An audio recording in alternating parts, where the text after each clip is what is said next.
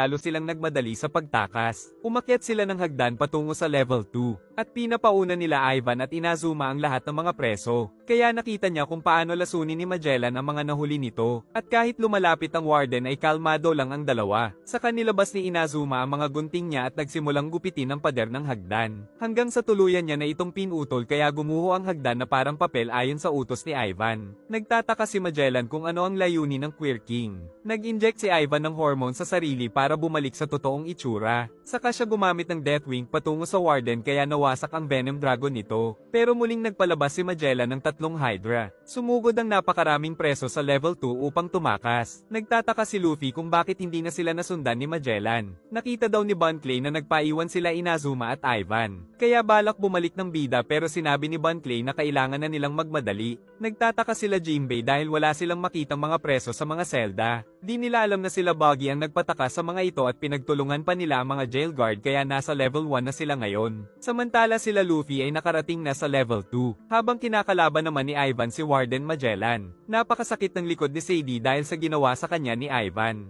Kaya inutusan niya ang mga alagad na hanapin ito na kaagad na nagtungo sa elevator. Plano naman ni Jinbei na mangagaw ng Navy ship para may magamit sila. Nalagyan ng laso ng warden si Ivan sa mukha. Pero joke lang pala ito dahil makapal ang makeup niya. Umatake ang Hydra kaya tumalon ang Queer King at pinagtitira ng mga Deathwing kang warden pero hinaharangan ito ng mga Hydra. Saka tumira ng bula si Magellan patungo sa kanya ngunit nakailag ito. Giit ng warden na walang kwenta ang ginagawa nitong pagpigil sa kanya. Kaya naman nakipagmano-mano na sa kanya ang Queer King. Samantala si Inazuma ay tahimik na naghihintay ng makitang nakaakyat na doon si Magellan dahil natalo nito si Ivan. Umatake ito gamit ang mga sahig na tila naging papel pero wala itong kwenta sa lakas ng warden. Sila Buggy naman ay hinahabol na ng mga Demon Guard. At sa unahan ay nabunggo pa ni Buggy si Crocodile. Tapos nakita nilang natalo nila Jinbei at Luffy ang mga Demon Guard. Tinawag nila Buggy na manyak si Bon Clay kaya pinagsisipa sila nito. Saka narinig nilang dumating na rin doon si Magellan kaya takot na takot ang mga preso. Dahil natalo ni Magellan sila Inazuma at Ivan. Sumugod si Luffy sa warden ngunit pinipigilan siya ni Bon Clay dahil wala silang magagawa. Saka pinag-utos pa ni Magellan na tumawag ng backup ang mga bata niya kaya nabahala si Jinbei. Kaya inutos ni Jinbei na kailangan na nilang tumakas bago dumating ang mga backup. Pinagbabaril ng mga preso si Magellan sa pagbabaka sakaling matalo ito pero tumatagos lang sa katawan. Umatake ito gamit ang Hydra at sumabog sa ating bida. Subalit iniligtas sila ng wax ni Mr. 3. Natuwa ang mga kasama sa ginawa nito. Ngunit muling umatake ang warden kaya gumawa siya ulit ng isa pang candle wall. Kaya nagkaroon ng pagkakataon na makatakas sila Buggy at mga bata nito.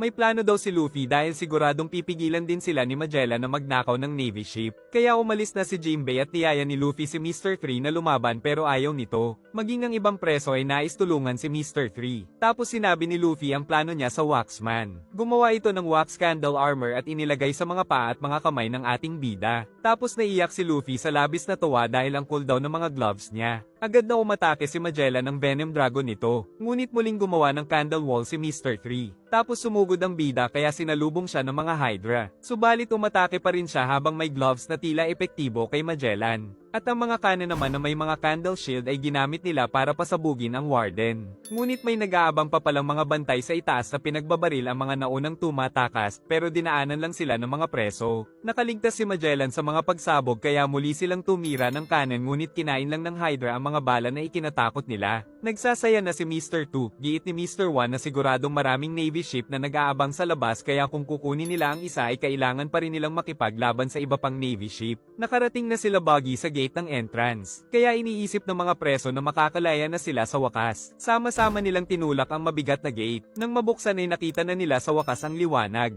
At nanguna si Buggy sa pagtakas. Subalit wala silang nakitang Navy ship sa labas kaya wala din silang masasakyan. Nawala ng pag-asa ang mga preso sa natuklasan. Dahil hindi rin sila makakadaan sa tubig dahil napakaraming siking sa ilalim. Giit ni Jinbei na inutos ni Magellan na umalis doon ang mga Navy ship. Ngunit sa malayo ay makikitang nandoon ang mga barko ng Navy. Ngunit masyadong malayo kaya nalulungkot pa rin ang mga preso. Kaya sinabi ng fishman na siya na daw ang bahala. Kinuha ni Jinbei ang napakabigat na gate dahil balak niyang gamitin nila ito para makalapit sa mga Navy ship. Dinala niya ito sa tubig, saka sumama sila Dustbones at Crocodile. Dahil nais magpasikat ni Buggy sa mga bata niya ay sasama din daw ito. Saka naman sila dinala ni Jimbei habang nasa ibabaw ng gate patungo sa mga Navy ship. Namangha ang mga bata ni Buggy sa katapangan nito pero ang nasa isip pala ng clown ay mas ligtas siya kung kasama niya ang mga warlord. Nagsimula ang pag